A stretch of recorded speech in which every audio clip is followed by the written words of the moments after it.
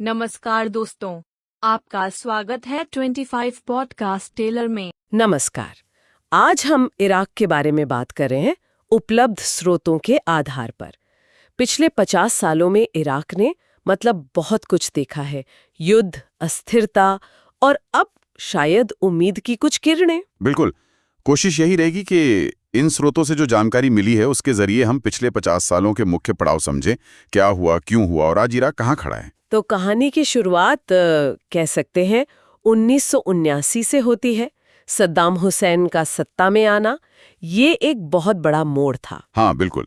और उसके फौरन बाद ही 1980 से 88 तक वो लंबा और विनाशकारी ईरान-इराक युद्ध चला, जिसने देश को आर्थिक और सामाजिक रूप से बहुत पीछे धकेल दिया। सही कहा। और फिर ज्यादा वक्त नहीं बीता, 1990-91 में कुवैत पर हमला और पहला खाड़ी युद्ध, जिसके बाद संयुक्त राष्ट्र के वो कड़े प्रतिबंध लगे। वो भी एक बहुत मुश्किल दौर था इराक के लिए। हाँ, उन प्रतिबंधों ने इराक की अर्थव्यवस्था को पूरी तरह से चरमरा दिया था। आम लोगों की जिंदगी बहुत कठिन हो गई थी। और फिर आता है 2003, अमेरिका का हमला। सद्दाम हुसैन तो हट गए, लेकिन क्या उसके बाद चीजें बेहतर हुई या और बिगड़ी? ये एक बहुत बड़ा सवाल है। सद्दाम का हटना एक बात थी, लेकिन उसके बाद जो पावर वैक्यूम बना, जो अस्थिरता आई, वो शायद उम्मीद से कहीं ज्यादा थी। हाँ, खासकर वो 2006 से 2010 के बीच का दौर, शिया सुन्नी समुदायों के बीच हिंसा, वो तो बहुत ही भयानक थी। बिल्कुल। वो इराक के समाज के लिए एक बहुत ही काला अध्याय था। सत्ता का संघर्ष सांप्रदायिक हिंसा में बदल गया। और इसी माहौल में, इसी उथल-पुथल में आईसिस जैसे संगठनों को पनपने का मौका मिला है ना? हाँ बिल्कुल। 2014 आते-आते आईसिस एक बहुत बड़ी ताकत बन गया था। उन्होंने बड़े इलाके पर कब्जा कर लिया। मोसूल जैसे शहर उनके नियंत्रण में आ गए। 2017 में इराकी सेना ने उन्हें हराया, मोसूल वापस लिया।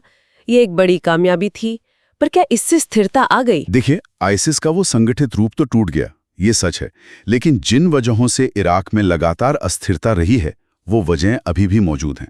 जैसे कि? स्रोत क्या बताते हैं? कई चीजें हैं। एक तो 2003 के हमले ने पुरानी व्यवस्था को पूरी तरह से तोड़ दिया।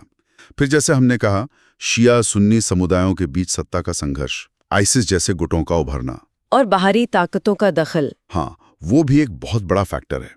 अमेरिका और ईरान खास तौर पर अपने अपने प्रभाव के लिए इराक को एक तरह से अखाड़ा बनाए हुए हैं। और फिर देश के अंदर गहरा भ्रष्टाचार, गरीबी, बेरोजगारी, ये सब मिलकर एक बहुत ही जटिल स्थिति बनाते हैं। तो आज 2025 के आसपास जमीनी हकीकत क्या है? कुछ सकारात्मक बदलाव दिख रहे हैं? कुछ सकारात्मक संकेत जरूर हैं।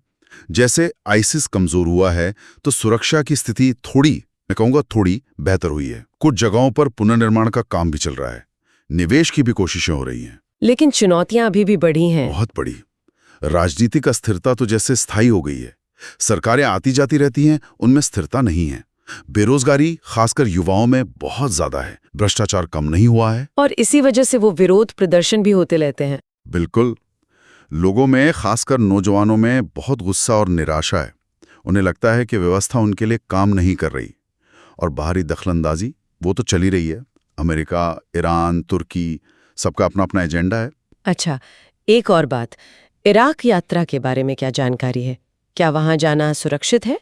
स्रोत बताते हैं कि धार्मिक स्थलों जैसे नजफ, करबला के लिए पर्यटन खुला है। हाँ, औपचारिक तौर पर पर्यटन की इजाजत है और लोग जाते भी हैं, खासकर जियारत के लिए।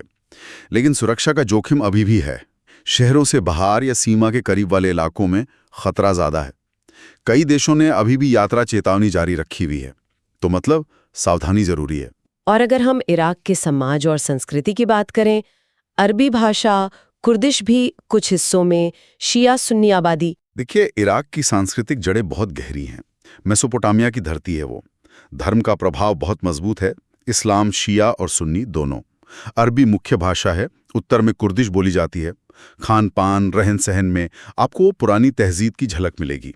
लेकिन हाँ, ये विविधता कभी कभी राजनीतिक तनाव का कारण भी बन जाती है। तो संक्षेप में कहें तो इराक एक ऐसा देश है जिसका इतिहास बहुत गौरवशाली रहा है, लेकिन आज वो अंदरूनी झगड़ों, राजनीतिक अस्थिरता और बाहरी शक्तियों के खेल में फंसा हुआ है। हाँ, बिल्कुल सही। और स्रोत यही इशारा करते हैं कि इराक के लोग बदलाव चाहते हैं, शांति चाहते हैं, एक बेहतर भविष्य चाहते हैं। लेकिन इसके लिए एक स्थिर भरोसेमंद राजनीतिक व्यवस्था और नेतृत्व की जरूरत है, जिसकी फिलहाल कमी दिखती है। ये सारी बातचीत एक अहम सवाल पर लाकर खड़ी करती है। क्या सिर्फ बाहरी खतरे जैसे आईएसआईएस का कमजोर होना किसी देश में स्थायी शांति और स्थिरता ला सकते हैं, जबकि भ्रष्टाचार, राजनीतिक अस्थिरता, सामाजिक विभाजन जैसे अंदरूनी मसले इतने गहरे हों? ये सोचने वाली बात है।